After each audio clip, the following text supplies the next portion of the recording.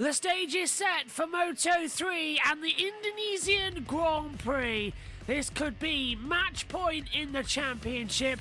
Jose Antonio Ueda at the front by so many points. It's battle on and game on. Let's head down to the grid and join our colleagues at TNT. He's due another podium. He's been fast of late, and yeah, the Honda seems to be working around here. He's been in the mix throughout all the practice sessions. Lining up in the middle of the second row is unusual for him because he's normally a 5th, 6th row qualifier. He doesn't care too much about the Saturday, always focused on Sunday. Yeah, the young Japanese rider looking feisty at the moment. He's looking for that victory, and it certainly looks like it's on the horizon.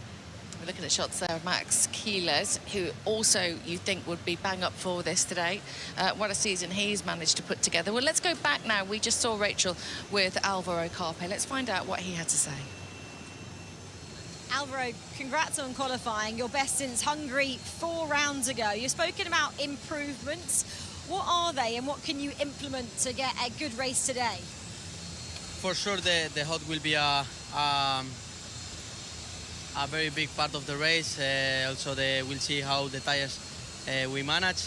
But I want to do this race especially because we are back on the front, and I hope to continue like this.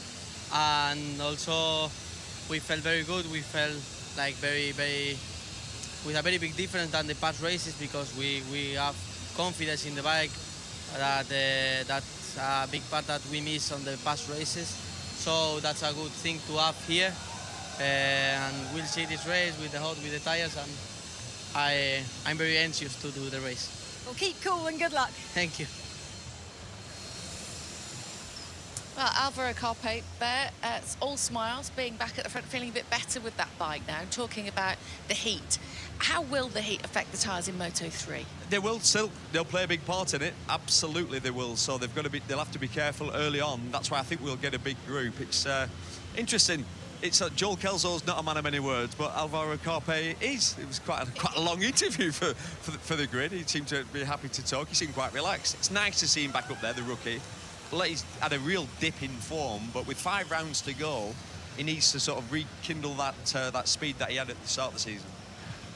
There, Luca Lunetta, we're looking, goes from the middle of the 3rd row. We just saw the news that David Almanza there next year will be moving to Intact. What do you make of that, Michael? Interesting. We knew coming into the weekend it was a bit of a duel between Almanza and Fernandez for who would get the remaining Leopard seat, but it seems like Almanza maybe jumped first and got the Intact GP seat, which was vacated by Pini, who's gone to Leopard. So, yeah, shrewd move. I think it's a quality run outfit, and it could work well for Almanza. And I assume that means Fernandez will stay put at Leopard. But, yeah, we await that confirmation. There is a massive shuffle, actually, in Moto3 next year, isn't there? Yeah, what happens is they always wait for what happens in MotoGP and Moto2, and then it's like a crazy rush then to get your rider signed. So there's still a few seats available, but I think most of the main ones are taken up now. Let's go to 15th place on the grid, where we will find Scott Ogden. He's on the chat with Rachel. Scott, you said you weren't happy with the time attack yesterday. What have you done kind of overnight to try and rectify that for this race? Yeah, no, honestly, we haven't changed anything. I was fast in the morning with the rhythm with these tyres, so yeah, I feel confident for today. I think it's going to be a hot race, a long race, but yeah, I feel good in yesterday's morning, and hopefully we can have a good one. You're looking hot already, but I hope you can control it out there. Good luck. Yeah, no, for sure. It's better on the bike than sat on the grid, so I'm excited. Thank you. Very uplifting from Scott Ogden there. I mean, it's so hot, it's ridiculous. You walk out and within 30 seconds you're sweating. So it is one of those cases where when you've got the breeze and everything going on, it's better than sitting there in your full leathers. Yeah, absolutely. I always feel like no matter how many times we say it, no matter what pictures you show, whatever stats and facts you throw at it, nothing compares to when you're actually out there, when you're sitting on the bike, when you're in the direct sunlight. It is brutally hot, and yeah, it's tough for these young riders. I'll tell you what you don't want, loads of hair, like Angel Becaris there. I mean, in the heat like this, it's so hot, Michael. He's got to go from 11th. I mean, it won't fuss him too much, but a bit of work to do for the mid-pack. Yeah, obviously trying to keep the championship alive today. Rueda can't box it off, and Becaris has been having a good look at Jose Antonio throughout practice. Keyless, pretty much jostling for position in practice sessions. bit of a dress rehearsal for today. I think that we will see Piqueras join the fight, but yeah, perhaps today this is the moment he has to relinquish the chance of winning the title, but he has to keep a focus on maintaining his runner-up position.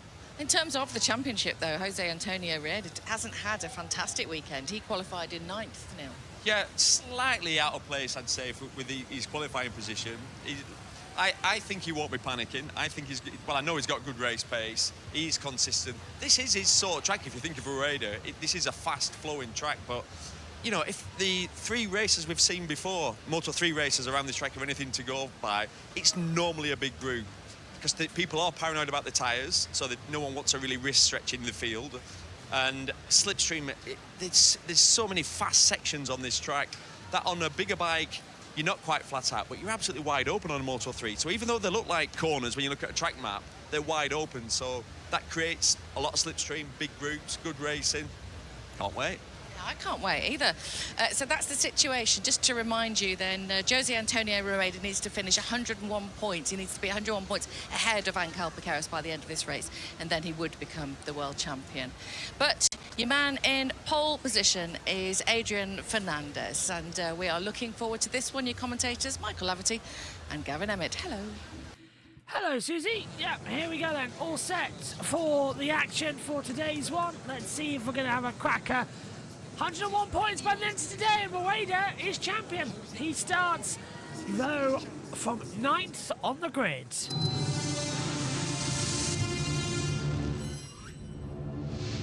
The Moto3 Grand Prix of Indonesia is about to get underway. Adrian Fernandez is on pole position. Alongside him is David Munoz and Joe Kelso on the front row of the grid. Alvaro Carpe is in 4th, Tayo Furusato and Maximo Cuevas, David Almanza, Luca Lunetta and Jose Antonio Rueda. And Guido Pini, Angel Piqueras, and then we get Dennis Foggia, Jacob Woolstone, Rusi Yamanaka, Scott Ogden, Matteo Bertoletti, Stefano Nepa, Rushi Moodley, Eddie O'Shea, Riccardo Rossi, Marco Morelli as well, alongside Noah Deltweller, Conrad Borkerman as well, Zen Minitai in 24th, RB Ackerman in 25th and Valentin Perrone in 26th position. The warm-up lap starts. Let's check in with TNT as they head off on the parade lap. Michael and Gav. In the middle there. And RB Aditama holding up home hopes, Michael, from the back of the grid. But we've seen it all weekend, actually. I'll mention Eddie O'Shea because only a second off. And that's at the back of that group. And there is almost guaranteed to be battling up front. Yeah, the front group obviously will typically around here control quite a good rhythm, but a lot of the runners in Moto3 this weekend have been close within half a second. 9/10ths pretty much spread the entire top 20, so I do expect a group race here. We've seen it in the past where slipstream plays such an important part as you run down through the direction changes 8-9 towards turn 10, and yeah, obviously staying in that lead group is ultra important for our boys. Eddie O'Shea, I hope today can make that step and be in the group, because you will get dragged along and it makes the race a whole lot easier. As that graphic said, 100 points is the gap. Mathematically it's 101, but that would involve basically Piqueras winning the race, and Rueda couldn't then if it was second or third. It wouldn't work out that it'd be 101, so 100 points is actually when all is said and done is what he needs. 7 points, that means he needs to score more than Piqueras today. Michael, you can't say, can you, at this moment, whether he's going to do it or he can do it or not? It's a bit of a lottery of a race. Yeah, it is a little bit. Although, you know, I've been surprised how often we've seen the two championship contenders on track together. They've all been out there and looking at each other. Piqueras a little bit less so, but yeah, we've seen Quiles in there, Munoz in there, Rueda. They've all had a good look at each other, but today I think Rueda's very good at controlling the race from the front. In the heat, he manages his energy well. He really manages his tyres, and tyres are going to play a part. There is a bit of a mixed bag today with SE1 and SE2 options, a bit of a mix even across the head of the field. It's all the harder options across the front row, but then you can throw a Sato in row 2, choosing the softer option. Yeah, that's going to be the biggest key factor coming into today as well, as we line up on the grid then. 21 laps ahead of us for the Moto3 Grand Prix of Indonesia. Fernandez on pole position, Munoz in second, Kelso lining up P3 on the grid as they'll head down towards the first corner. It will be a very exciting launch. Here we go then. Green flag at the back. Is today the day that the most dominant man in Moto3 becomes a world champion of Jose Antonio Rueda? More than 101 points and he does it. Eyes to the lights. 5 activate. It's lights out. We're underway in Moto3. It's a good start coming again from David Munoz. He goes side by side down towards turn 1. But Joel Kelso's made a storming start. Up the inside in towards turn number 1. Kelso will lead in towards the first corner. It's a 5-wide melee. Fernandez down about 2 places as well. He's trying to go on the outside. Coming on the inside. There goes Kelso taking the lead at the exit of turn 1. Goes up 2 places, but he was down to 5th position. Managed to make it all back up in the first 2 corners. Maximo Cuevas to 3rd. Adrian Fernandez 4th. Carpe in 5th. Vaqueras up 5 places, but he's up into 6th position as well. Brilliant start from him as they all come through once more. Brilliant start from Joel Kelso, but now he's under attack from David Munoz over 2nd position as they come through. There is Jose Antonio Rueda. He's lost a place on the start, down into 10th position at the moment as we've got a bike problem further back. I can't see why. Kelso's down now 4 places. He dropped down to 13th. He got forced out wide. Coming into the back half section of the circuit. Kelso holding off from David Munoz as well. He started 2nd, still is 2nd. Fernandez now down to 3rd position. He's only just 2 places on that position at the moment as they all come through on the sector times you can see. Fabulous get away from the field as they slip down now, down into the back half of turn 11. Down now into 13 and 14, the last couple of corners on this circuit. Kelso leading Munoz. Fernandez is up the inside. Maximo Cuevas gets ahead of Alvaro Carpe. Vaqueras still in 6th position. Taya Furusato up in 7th. Brilliant get away from the field. They've all made it clean. But is Munoz going to have a go here on Kelso? There is still such a momentum coming at the exit of the last corner as they head down towards turn number 1 for the 2nd time today. This is the first time, though, at proper full maximum speed. Munoz dives to the inside line. Kelso has to back out of it. Munoz going to go in wide. It's Fernandez going to have a little look round the outside. He thinks about it. Can't get the move done. Massively on the curve comes Munoz. Still nothing under the attack though as they come through turns 3 and 4. So Kelso leading the race at the moment at the front of the field. Vaqueras up 5 places. As I said though, Rueda down 3. So that gap not working out in the championship the way you thought it was. The gap at the moment at 87 points. It needs to be more than 101. Then Carpe and Vaqueras behind. Rueda picking up a couple of spots on this lap. Just keep an eye out for that blue number 99 further down in the pack. He's running 12th. Yeah, he won't want to get attached. Contact with Munoz and Fernandez. Munoz then has to fire it into the corner.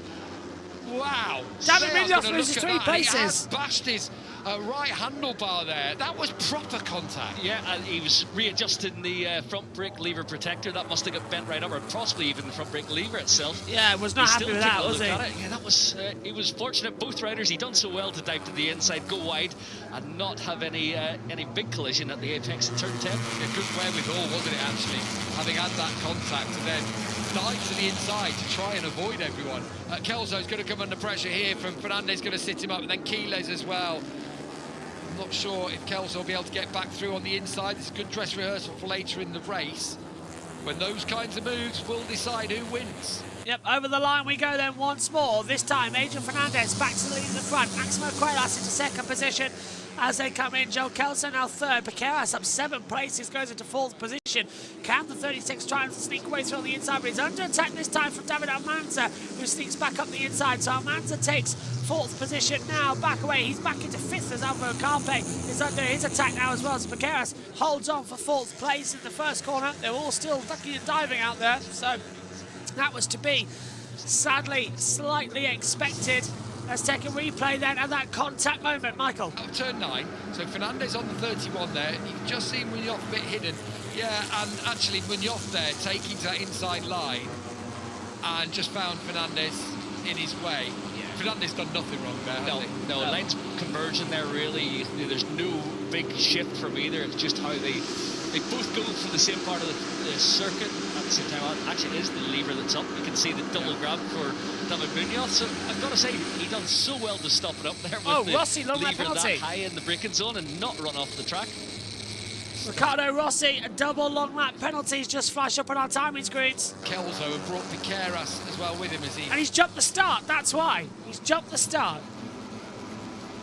This is through into 15 now for Adrian Fernandez with Quiles lining up behind him. Almanza then in third. Looked tight there, little moment, little bubble for Quiles. And Piqueras and Kelso doing battle. Piqueras comes back at the Aussie through the final corner at turn 17 and onto this front straight once more.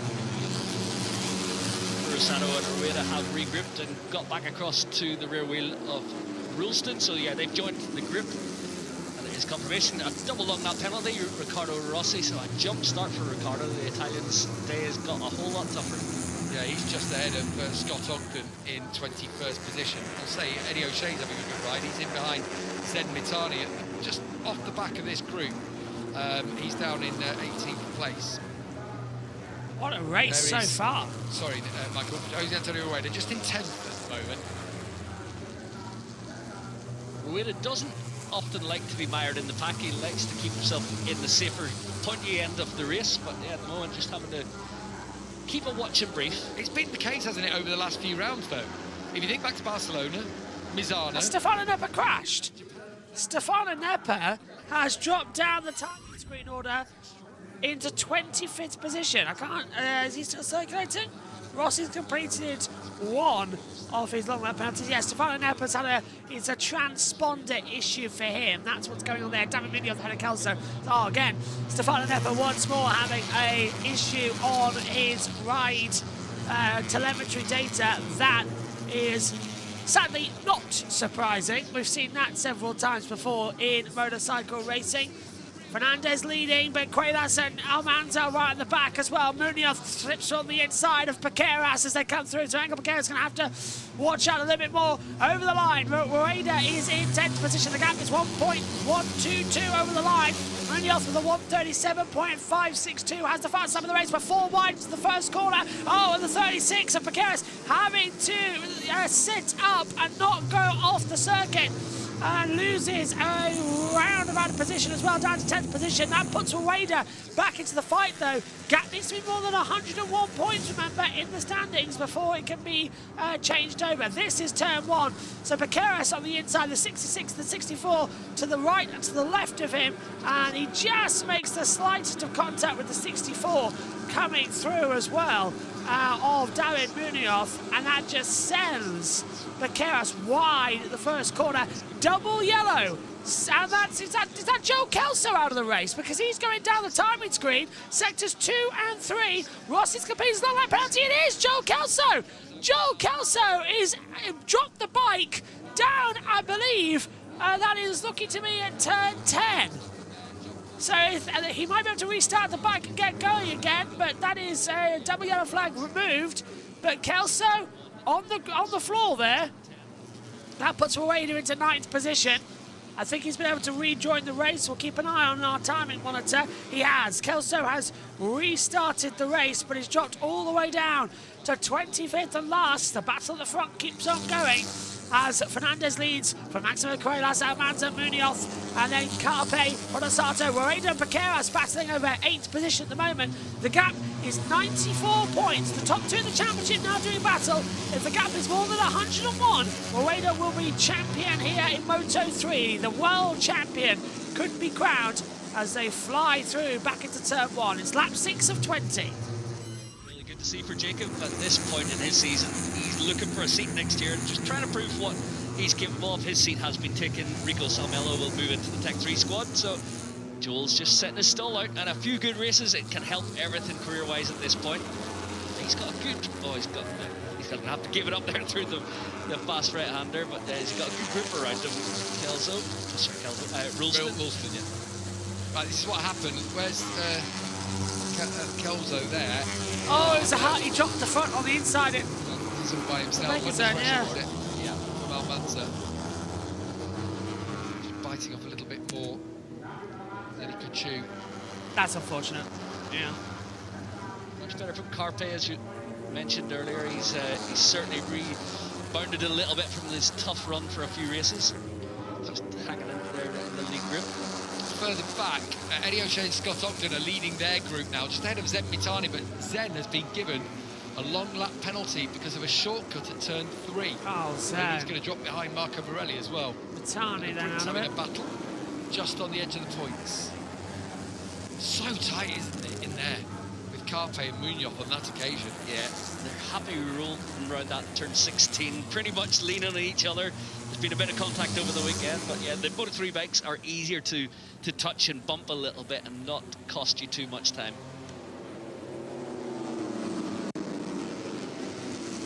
Still good at the front. Fernandez has led quite a bit of this race now. Quiles locked onto his rear wheel. Almanza there too in third, then Munoz. Busy race for Munoz. Carpe just behind him. Another rider dropping down the order is Stefano Nepper. Oh no, I think it's a transponder issue. Nepper's just on the back of the lead bunch. He is the last rider holding on, 2.5 seconds down, but yeah, perhaps it is just a transponder. Yeah, it's reappeared in 13th as Quiles takes over at the front once more. We're not even at the halfway point of this race. Still a long way to go. Just lap 7 we are on of 20. Front group of 5 there, with a slight gap back now to your championship leader, but I think Rueda will be happy enough at that distance. Yeah, I think he's able to make it across here without too much duress. It is tyres that you worry about if you have to push too hard. Done well through there not to go on the green paint. And yeah, these lead 5 will just having a little look at each other. I think Rueda is going to join the party with Furasado within the next couple of laps. Kira's coming too. Quiles running it deep down there, running, you can see much more pace down into 15. It was a bit wider at 16. 15 is where it tightens up. Almanza got that wrong, didn't he, out of the final corner. Munoz could pass underneath him. And I think Almanza will have to give up the position. Looking at the bike that he will jump on next year, these two will be teammates, confirmed today. Almanza joining the Intact GP squad. Alongside David Munoz to replace the outgoing Guido Pinis. That's an interesting shuffle of the deck happened this weekend. Yeah, interesting, I will say as well, because that team's a bit like your team, isn't it? Where really created originally to help Philip Hurtle, wasn't it? They put things together and to try and help talent from Northern Europe effectively. That was the, you know, Colin Fires come through that team as well. I know they've had Sasaki in there, but you know, that was sort of like the concept. But now two Spanish riders next year. Yeah, it is how it evolves sometimes. But obviously Peter Earle runs a quality outfit and will be looking for the next talent from the Northern Territories. We have the Northern Talent Cup, trying to promote those young riders. But yeah, Peter joined forces with the Intact GP squad, and it is a big outfit. Oh, Quiles. We know he likes going outside the curbs, but that's like, he needs a ticket to get back in again there. It can't be right, can it? I don't know. It's something I think they've got to start looking at, because the one onto the front straight is another one. I wonder if The we'll whole do it on this traction zone, occasion. yeah. You can avoid the curve altogether almost. So here we go into 16. Watch them now into 17, and how they run out onto the curbs. And Quiles, a lot this weekend. Rueda's been doing it. Quiles sort of runs past the curve. There, look, here we go. Yeah, he's off the curve. And then doesn't use the curve to come back across. Yeah, he just taps the throttle a little earlier, which obviously runs him for the edge of the curb, but he's happy enough to drop down onto the red paint. It's not penalty, it is green paint only, so red you're allowed to run on there, but it just seems outside the spirit of the rule. It's yeah, one of those where he doesn't even need to step back over the curve again to rejoin the racetrack. There is a little bit of red paint that allows him to roll around the outside of it and then rejoin the race circuit. I mean, he isn't losing time, and that's the point of the curve. Yeah. So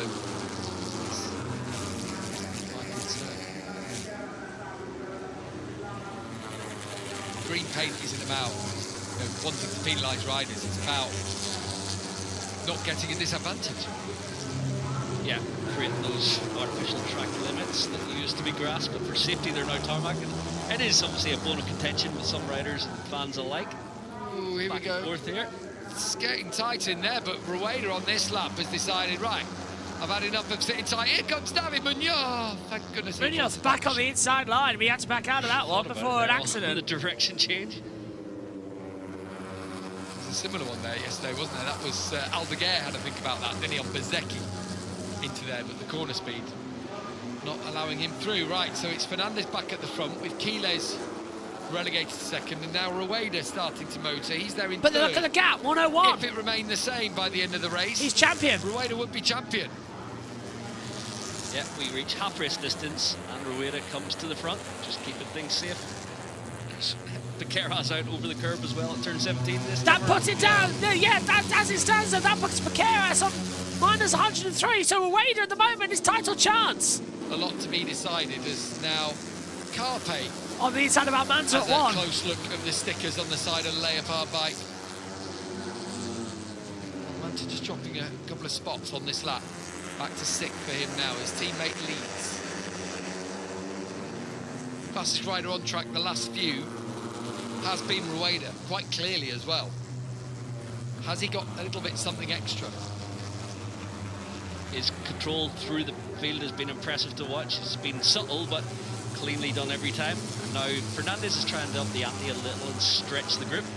So Rueda's perfectly positioned. Curasato starting to wind it up now. Did you say he had a soft third tyre on? Yeah, softer front. On the rear, he's gone with the SC2, the harder option that the majority have gone for in this race. But yeah, soft front option for Curasato, which he tends to like. Oh, never mind. Timing screen issue again. He's exchanging paintwork with Munoz. This keeps happening for Stefano Nepo.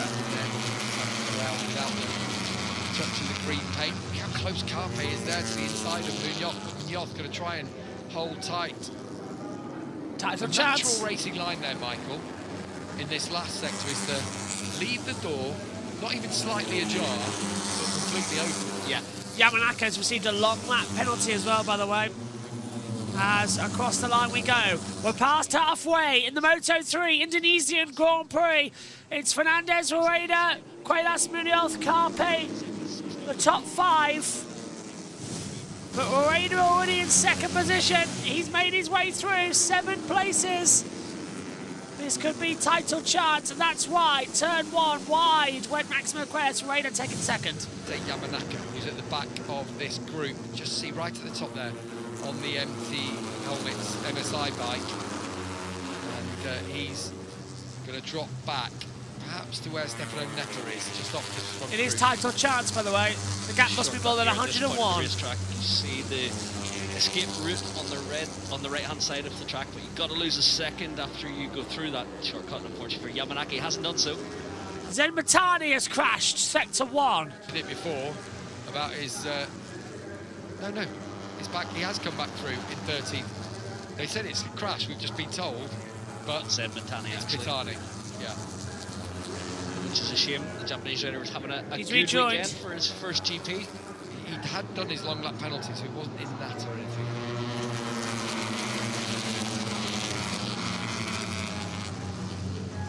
Nepa is still there, but he's 3 seconds adrift now off the grip. Yamanaka with his long lap penalty is going to lose touch as well. Keyless then, on the brakes, just turned to the inside, didn't he, of Rueda? And had to give up the position. Over the He's line. looking comfortable here at the front. Yeah, he's looked really good, hasn't he? Got a little bit of a boost perhaps from his brother's performance yesterday.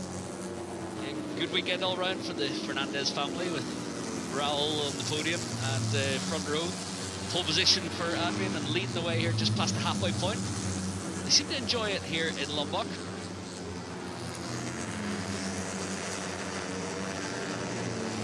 Front group of about 12 back to Yamanaka, but when he takes his long lap penalty, it will become 11 with Pini at the back. But even then, Pini is just being cut adrift, as you can see. Needs some more battling going on. What is clear is Becerras is in that a trio sort of being cut adrift at the moment with Lunetta. Not got the pace. No. This could be the title decided here today.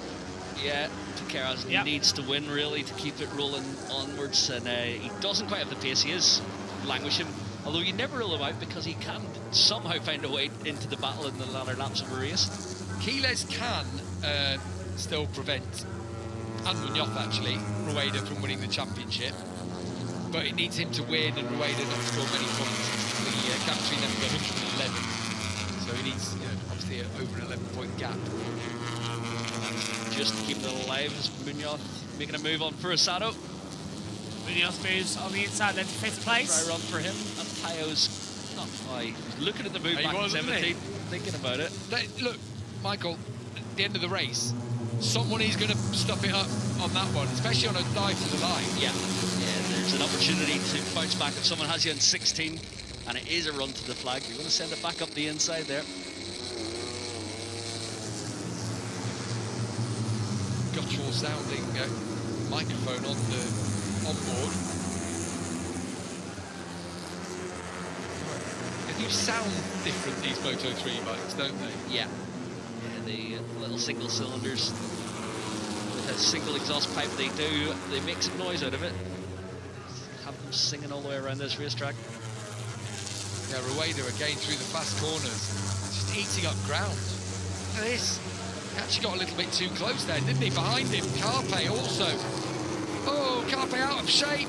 Oh, that was wide to one. That made me nervous, but Rueda takes over. Meanwhile, the lead of this race. Yep, so Jose Antonio Rueda now takes the lead of the race, and that now gives him the title chance. It's 111 points, that's 10 more than he actually needs. But can he hold off from Adrian Fernandez in second position, who is closing in? Maximo Carpe still trying to look around the outside as well, still trying to get the most positions possible, and they're all running onto that green paint. They keep doing it, they will get a penalty from race control. We've already seen them dish out several times today as up the inside, Maximo Carpe trying to go at Adrian Fernandez into the braking zone. That's a bit tight in the last two corners. He's taken it and gone wide, and Munoz slips back to the inside line.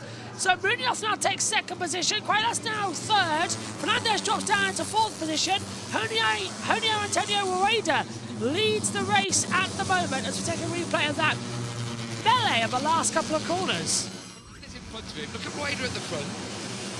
They're both battling for position there. Rueda's wide, actually. Oh, and then Munoz appears. Yeah, the entry point for Quaylas was way too tight, with Fernandez already looking at a move down the inside. But yeah, he just took him wide, and then the ultimate cutback from Rueda, cleanly done. That's going to bring Piqueras back in. That kind of move. Yeah, those back and forth will allow him, and he has pretty much done so in that final sector. Moves like that will encourage the likes of Tayo Furusato and Alvaro Carpe. It's not all done in this race. Rueda leads still. 6.5 to go at turn 10, and Rueda holds off Munoz again. Quaylas having a good look over his shoulder, saying that it is Piqueras giving chase. Yeah, from being a moment ago closing in on Piqueras for second in the championship, he's now lost third to David Munoz, who's yeah, this has been a bad lap for Quaylas. Behind Piqueras now. The look back cost him. Piqueras immediately pounced on the direction change from 11 to 12, and now he's out of. He'd made a move earlier around the lap to take the lead, and now he's back, just slightly losing touch. Can't see them all finish. Yellow sectors 2, 3. Oh, no, there we go. Just as I say it, 2 down the back, 3 down the back. This race. Almanza and Furusato go down. You need to see the heli on that one. 3 down. In it as well. Carpe's in there too. The 19, the 22 and the 83 have all gone down. Furusato, Almanza and Alvaro Carpe are down. There's also a yellow flag in sector 2. Somebody else, I think it's Adi Mata, has gone down. So we've got 4 riders in a difficult position. Let's take a look at it again. So battling over third place, Furusato goes to the inside line, and well, in actual fact, it's David Almanza who slips on the inside and takes out Furusato and Carpe. Nothing at all there. So Furusato battling with Carpe, and Almanza just slips on the inside, takes them all out. That's a nasty one for Alvaro Carpe. And yellow flag's out now, sector 1, as Adrian Fernandez is taken over on the inside line. He gets ahead of David Munoz into position. Yellow flag sectors now 1 and 4 on this racetrack. I hope we don't need to have a stoppage to the race, because we're past distance, so that would be Rueda, and Furusato has crashed again. Furusato's got back up and immediately crashed down at turn 1. This is why you shouldn't have the ability to restart your bike if you crash, because now that's put damage onto the circuit. Piqueras now in second of the championship, runs in 5th position, a gap 107 points. Rueda still has that title chance, but he's got to hold back as David Munoz is going to look on the inside, but it's a yellow flag zone, isn't it? Yeah, it is. Yellow flag, sector 2 and 3, clear sector 4. So we're fine then in this part of the track for Munoz to make that move for second position. I can't see them all finishing this race, Michael. Yeah, Ralston and Pini have just lost, had just lost a bit of contact, but they're getting back across here. And yeah, even these lead trios seem to have a bit of a gap over Debris on Keyless, turn but one. he gets his head down, he'll be back in this podium battle. Scott Ogden has stopped with a technical issue, so his bike's expired, I'm afraid to say. At the front, what's going on here? Because Rueda suddenly has got Check it out. half a second or more over Fernandez and Munoz. Yeah, obviously the back and forth between those two in the final turn 16-17 section, it just gives Rueda a chance to get his head down, whilst he's setting lap times almost in line with the fastest we've seen in this race, 37.7. He did it in Thailand earlier in the year in similar climate. He was able to up the wick. We have got a long lap penalty come in for Angel Piqueras. So Piqueras there in 5th. I am not sure what's... Oh, shortcut. Shortcut. So Piqueras somewhere is taking a shortcut. And Keyless, long lap penalty. Oh, Shortcut that's turn right nine. as well, both of them. So both of them went through, That's a both of them surprise. didn't lose time. And with this happening, That's it. Rueda is going to be the champion. Yeah. Yeah, he's going to box it up anyway with this performance, but with those two riders, they are the closest in contention. Yeah, Rueda's champion. Screen's going wild now. Gareth's also been given a track limits warning. I mean, there's so much heavy scrapping going on. It's like a heavyweight slugfest. Shortcut turn 9. Yeah, I told you. I told you, shortcut turn 9. Long lap penalty for Keyless and Piqueras, so that's Rueda effectively champion. And off the circuit again goes Maximo Cuevas at the last corner. That's right, but it's fair, as in, it's not against the rules. Maybe we need to have a look at the rules in that situation. Will he do the long lap penalty lane this time around? I would suggest he needs to. Do it quickly. Yeah, get it out of the way, which is here on this part of the track. Oh, it's too deep. Piqueras is, though. Yeah. No, he did well there, Piqueras, but he saw he had to be a little more. We've seen people get that wrong, haven't we? On the exit from there. He was quite circumspect, but it has pretty much ruined his chances today. There's too much of a gap, and that is that for Piqueras' title potential. Been coming. Rueda's deserved this all the way along. We wanted it to rumble on just for everyone at home. Make sure we still have a title fight. There's lots to be still gained, if you see behind Keyless and Munoz. As regards the championship, top 3 so important. Of course, Piqueras moving up to Moto3 next year, but Keyless and Munoz are sticking around. They will be the favourites in 2026. Lunetta's not out of this, you know. I think I just saw him go onto the green paint, though, at the inside. Remember, Keyless still has his long lap to take as Fernandez closes in on Rueda at the front. Looking at your riders, Michael, because Eddie O'Shea's been in the points briefly, but now out of the points again with Marco Morelli and Cormac Buchanan, all having a really good scrap back there. Yeah, there's a good battle all the way from... Foggia is a little bit in front, but from 11th all the way back down the order, so... Can we give Kelso some credit, by the way? Where's Having crashed. Back to, he's back to 11th. Well, is he in 11th now? In 11th now. Maybe behind Nepper, actually, because Nepper's Well done, Kelso. timing transponder keeps not working. Yeah, but he is in 11th, isn't he? He is 11th, yeah. Timing scoring confirmed. Keyless. Take a look. Yeah, well, sorry to Still hasn't- interrupt quickly, but take a look at the lap tracker, and you can see that he is actually running in 13th position right now. So, Kelso's running 11th. Yeah, it's confirmed. It's got 3 wide coming in towards the braking zone. Rueda loses out on the lead of the race. Through on the inside line. Adrian Fernandez retakes it. Now around the outside. David Munoz has the lead of the race. Man's still battling hard between them. That's... Oh, no! Big one there! Huge, huge, huge accident for David Munoz. I hope he's okay. The bike rotating on him, flipping him on the high side, and his leg getting caught in the wheel and rotating him with his ankle. I really hope David Munoz is okay for that one. That is a horrible accident. Rueda still battling with Cuevas and Fernandez there in the braking zone. Fernandez going to have the lead of the race on the inside line. Rueda's trying to come back as well. Fernandez leads, Rueda second, Cuevas in third, Cuevas on the inside line, and will make it on the inside for second position. That was a nasty, and that's now, look at this. This is interesting because Maximo Cuevas, who hasn't taken his long lap penalty yet, is now battling with Rueda. I hope Munoz okay, though. That was a very, very scary accident in the middle of the corner. Yellow flag still out sector 3. The stewards have said that Fernandez and Munoz is currently under investigation, so to Fernandez take that penalty as now we now see Maximo Colas take his long lap loop penalty. And he's now confirmed he's taking it on the monitor. Still on Nepo again having problems with the monitor. Fernandez then, Adrian Fernandez battling with Jose Antonio Rueda. Red flag's out! Red flag's out! That's it, the race is not going to be resumed. Rueda's going to make the move on the inside just as the red flag comes out. But Jose Antonio Rueda is the Moto3 World Champion of 2025. He's done it. The race will restart. Go back 2 laps. Rueda wins. Fernandez second. Cuelas third. Pini in fourth.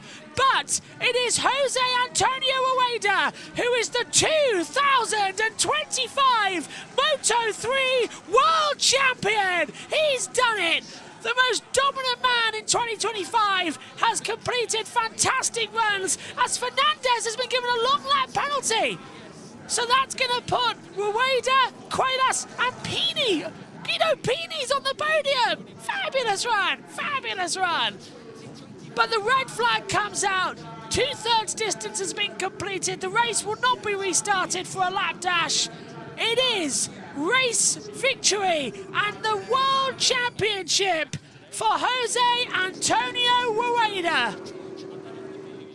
Now that the celebrations are done, I really hope that David Munoz is okay because that was a nasty accident and the red flag came out immediately for that one. That was a nasty, nasty accident. Jose Antonio Rueda is world champion and we will get all the celebrations shortly after this as he comes into the pit lane. Moto3 World Champion!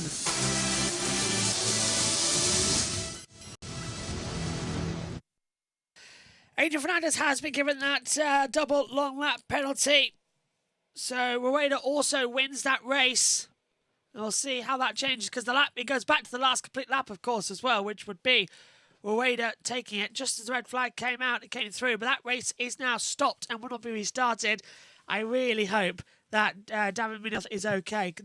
Just to explain to you what happened, there was contact between him and Adrian Fernandez, but Munoz got flipped up on a high side, came down with an almighty clap, and then his leg got caught in the rear bike, and it just, it was horrible. Absolutely horrible. He was conscious at the scene, so there's no worries that he was knocked out for that. We saw him moving, but I hope he's okay. His ankle, his leg, that is what I'm thinking of straight away if he's in a bit of jip with that. But we'll bring you the latest news as soon as we have it. Here's the results then from the red flagged race that has put Jose Antonio Rueda as race winner and world champion of 2025. Adrian Fernandez in second, third for Maximo Cuelas, fourth Guido Pini, Luca Lunetta fifth, Jacob Rulstone sixth, Angel Marquez in seventh, Russi Yamanaka eighth, Stefano Nepa ninth, Joel Kelso rounds out the top 10, Dennis Foggi in 11th. The only man as well as Fernandez to start start and finish in the same places, but I'm wondering if Fernandez might have a further penalty to that one that hasn't been adjusted just yet. Watch out if Guido Pini can get a podium, because he never did complete that long lap penalty, did he? Adrian Fernandez. It usually gets converted into a time penalty. Further down then, Matteo Bertoletti, Rishi Moody, Cormac Bogerman, Eddie O'Shea, Marco Morelli, Noah Datweller, Riccardo Rossi, and Arbi Adamata.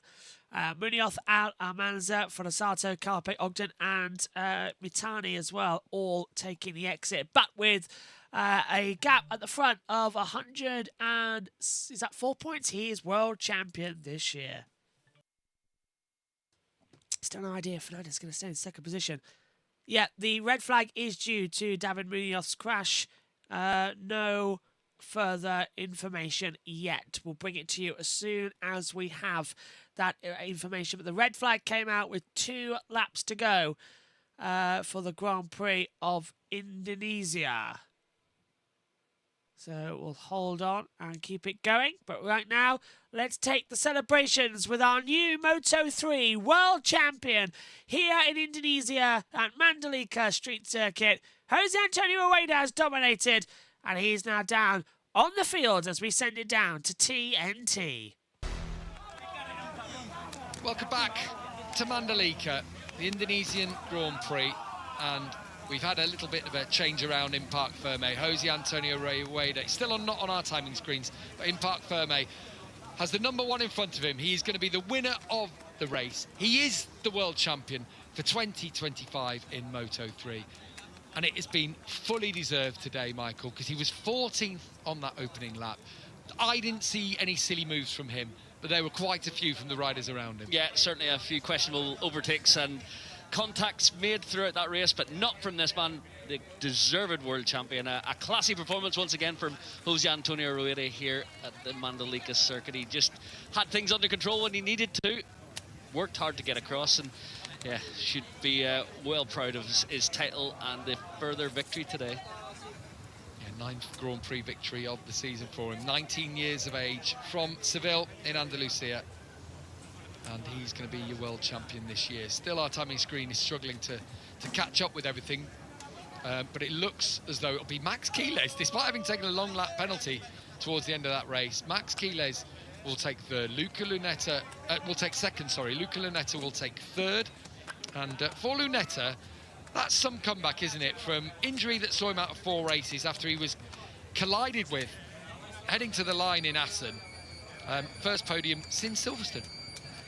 And there we have it. A 6-second time penalty for causing the crash has now put Quiles to second and Guido Pini to third. Of 6 seconds, and it drops him to 6th, which we expected and is deserved when you watch back that incident. But yeah, good for Lunetta, back on the podium. And Quiles, we questioned it at the time, but waiting an extra lap has really paid off for him to do the long lap penalty lane, and it keeps him on the podium today. Yeah, Piqueras in the end came home in 7th place when he took his long lap penalty. He was dropped back into the group. There is Adrian Fernandez, pole position, leading the race for much of it. What's your take on the move? Obviously, there was a lot of argy-bargy, a lot of battling going on.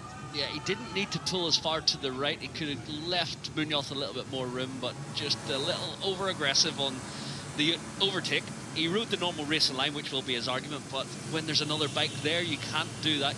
Here it is, so he switches it way too far across. He was deep through 11, but yeah, you don't get all the way back when you know there's someone coming into that part of the racetrack. So yeah, I completely agree with the penalty. I know he will feel aggrieved because it should have been his first victory today. But yeah, just that one indiscretion has meant he will finish 6th in the end. In the end, Quiles isn't second. I knew there was something not right there. Quiles didn't, I wasn't counted as taking his long lap penalty. I'm assuming the long lap penalty was on the lap.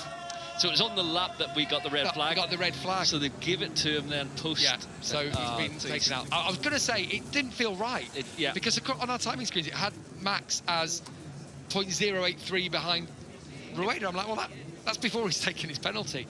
So they go a lap back, and the long lap penalty was for before. Say an incorrect long lap penalty, but it's the fact that insufficient time to complete with the new race not going full distance. First time we've actually come across that one. Yeah. But yeah, it does make sense. He had incurred a penalty. It had to go against the results. So yeah.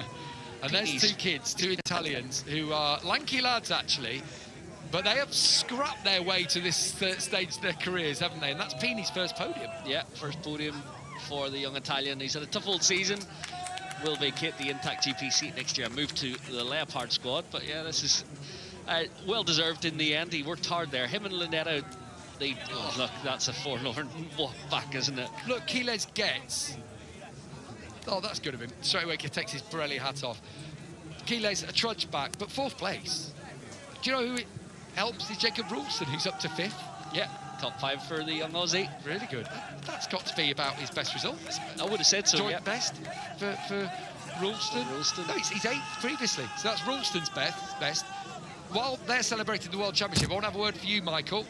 For the first time, both your riders in the points. Yeah, Marco in 14th, Eddie in 15th. I did say to him on Friday, boys can get points this weekend, and well done to both. That's good to see. Yeah, in a battle of attrition like that, both the MLAV riders in the points for the very first time. Marco's first with your team, Eddie's first of the season. Good news for you and David, and who's here this weekend. Julie's here, his wife. And good to see all the clan are out here to celebrate.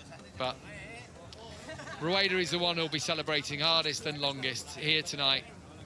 I expect we'll spot him around the surfers bar that most people seem to flock to at the end of the weekend. It is always a big Sunday night party here.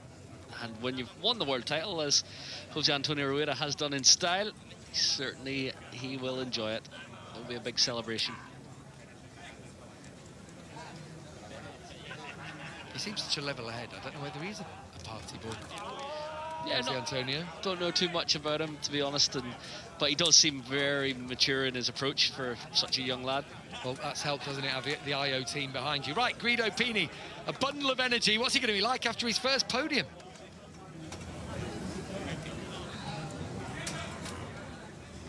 Guido, huge congratulations. A first Grand Prix podium in the most dramatic, chaotic of circumstances. Can you believe what's just happened? You make me smile when you say first podium. Yesterday I see you in a restaurant. They say tomorrow you will make the first podium, really. But the race was start really difficult. I was really behind, but after I found the feeling, I started pushing. I made an amazing lap, and well, the last lap I tried to make to recover the position. But after Luneta make the podium so difficult.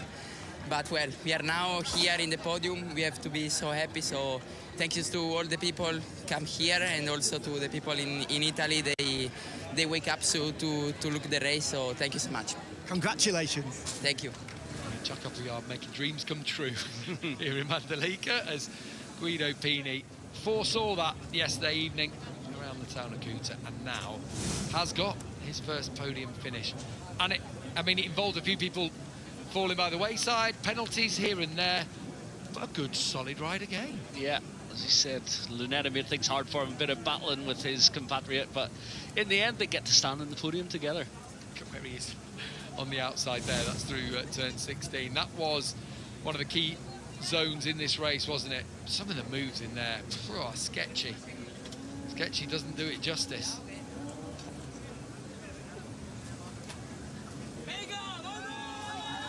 Alvaro Carpe leading the cheering. I suppose Carpe can look at Rueda's first season, his rookie season, and see, not everyone has a Pedro Costa arrival in this World Championship. Yeah, he'll take a lot from it. Seeing Rueda had a tough old time, barely inside the top 10 last year at this point, and turns it around in his second season. Is it his third season, actually? Third, yeah, in the category. But yeah, he's Carpe's coming back on form. David Munoz off to the medical centre. I feel for him today. There was a move earlier in the race that wasn't great, but that one, I have to say, for David, he was the victim. Luca Luneta, equal best result with second place today.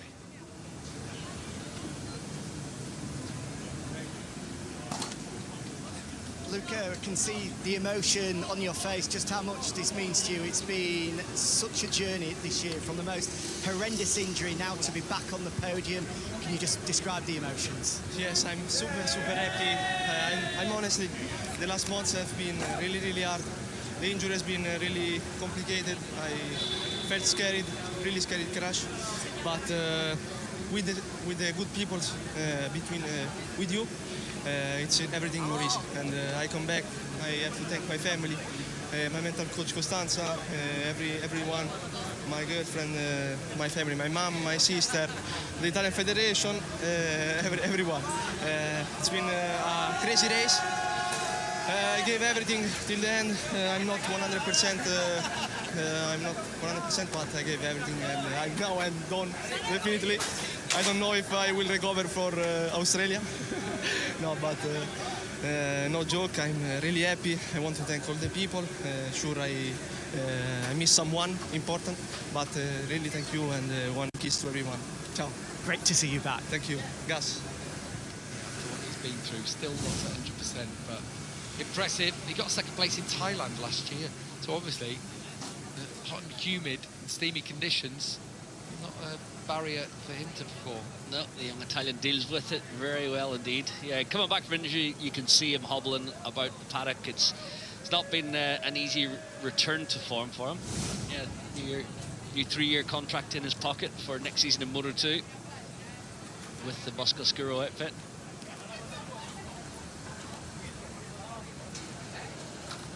Time for us to acclaim then our new world champion in Moto3, Jose Antonio Rueda, 19 years old, from Seville in Spain, and he's going to be talking to Jack Appleyard down there. World champion, and to do it with victory as well. Just describe this day.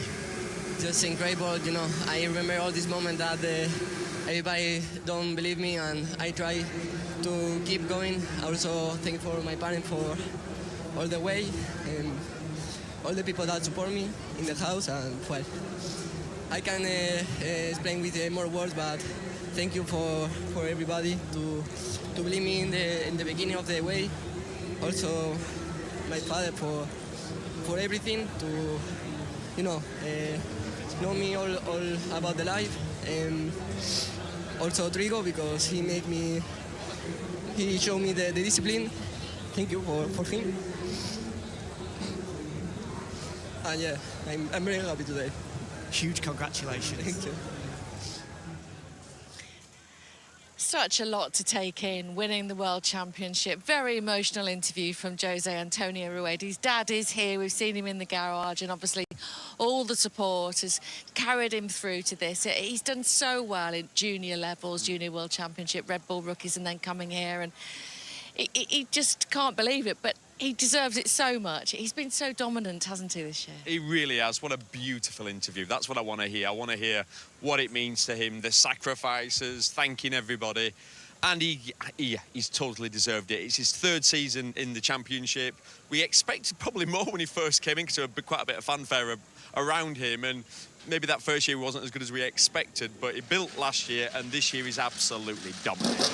In a class that's almost impossible to dominate in, it's difficult, but he's won his 10th victory, and he's a cool customer on track. His racecraft is outstanding. He never panics. He lets the race come to him. He's aggressive when he needs to be.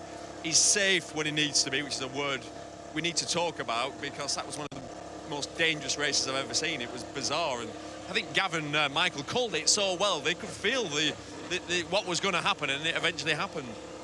Yeah, exactly. And he has crafted and put together, maybe with those couple of years of experience in Moto3 as well, that this is how it's come. This is how it's all come together for him to be able to win here. Obviously, we've got MotoGP bikes revving behind. I hope you can still hear us. But that race, obviously, it was a real mess at the end. I mean, you had to feel for Max Kielers, because he took his long lap penalty, but unfortunately it was on the lap that they discarded, and they go back a lap with the red flag. But good to hear that Munoz is conscious and going to the clinic. But let's just have a look at this. And, I mean, it was an extraordinary move, wasn't it, from Adrian Fernandez? It was desperate, it seems. It was, and the reality is, right, you have to be aggressive in Moto3 or you'll get bullied out of the way. But we're now tippy-toeing over the line, and Fernandez knows Munoz there. He comes straight across, does not leave him any room, not a millimetre, and that's quick. That's third gear. Look, you see, actually, this will be the view. Look, he knows he's past having Munoz, and he just rides into the side of him. You cannot take a rider's handlebar. Oh, we've got a slow-mo of it. As soon as you make that sort of contact, you take the handlebar out of the rider's hand, and you know, actually, that's got intent behind it.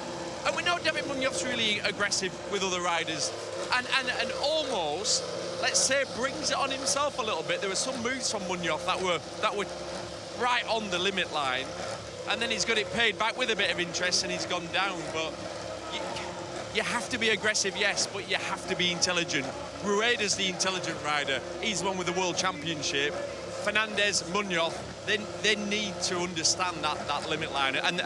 And Munoz made a big step this year, and in the end he's ended up on the end of an aggressive move, but it's messy. Simon Crafer will get on top of this as the chief steward. He will sort this out. Yeah, well, he did get a double long lap penalty, obviously, in that, which took him off the podium. But let's celebrate the world champion then, Gav. So well deserved, isn't it? Yeah, it absolutely is, throughout the year. The rumour at the moment around the paddock is David Munoz may well have broken his leg in that incident. Like, yeah, there was a shot there before where, yeah, I hope he's okay after that. His teammate is up on the podium, but Munoz, that didn't bode too well. As Luca Lunetta makes it 2 Italians on the podium. But as you said before, Susie, as we've all witnessed this season, this one rider has been a class apart, and he showed it again today. Up onto the podium for Jose Antonio Rueda. Race winner for the 9th time this season. And with it, seals the World Championship. An unassailable 109-point lead in the championship ahead of Angel Piqueras, who could only manage 7th place after a long lap penalty himself today. For the Red Bull KTM IO team, another step towards clinching the team's championship. And Nicky Io on the podium, his dad, Aki, down underneath. Of course, now in his role as KTM factory team boss. But Nicky has picked up the mantle brilliantly to run that squad to another title. They are the #1 team in the championship. As Pini celebrates his first podium, look how tall he is. He sticks around, he switches to Leopard actually next year. Sticks around in Moto3 next year. Luca Lunetta's on the move because of his size. I think he's going to Moto2 next year. Marco Grana delighted as he equals his best.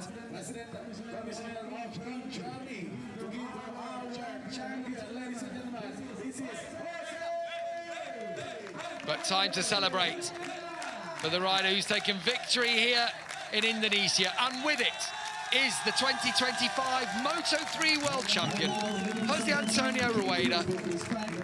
What a day for him. What a season it's been.